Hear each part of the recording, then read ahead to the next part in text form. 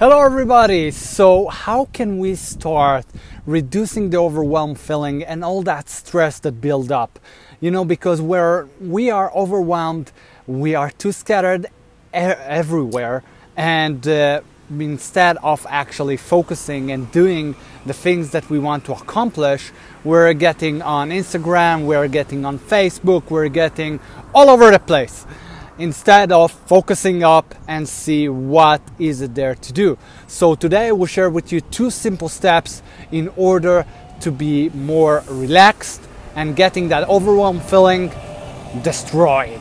So let's get to it. So the first step of getting from being overwhelmed to more relaxed state is your number 1 list.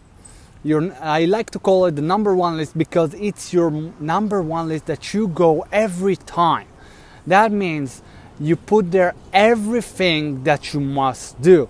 If it's the small little projects that you want to get to the big projects that you want to own. For example, getting 1, 2, 3 clients, and let's say big project, doing a webinar, and so on and so forth, or doing a book or writing a book, whatever it is that you want to do.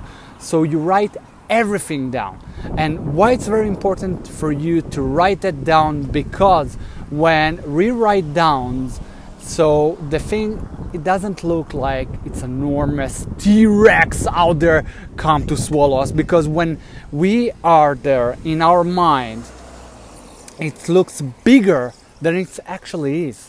So when we write things down, our brains start to, write down, our brains start to say, okay, we're shifting our mind, because when you write down, it's focusing on writing and not on the big projects.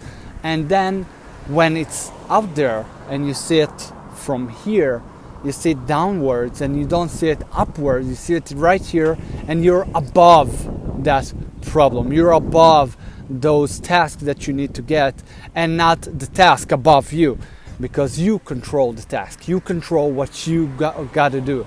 So write it down, write your number 1 list down. If you're up to it and you're going to write down your number 1 list, just write down and comment below the number 1 list, and let's hit it.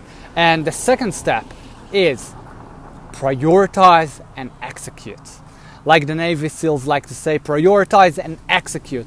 Meaning, you're right after you wrote down everything you must do, then you prioritize, see what is the things that you must do right now, and what is the thing that you're not prioritized right now, and you will come back to them later.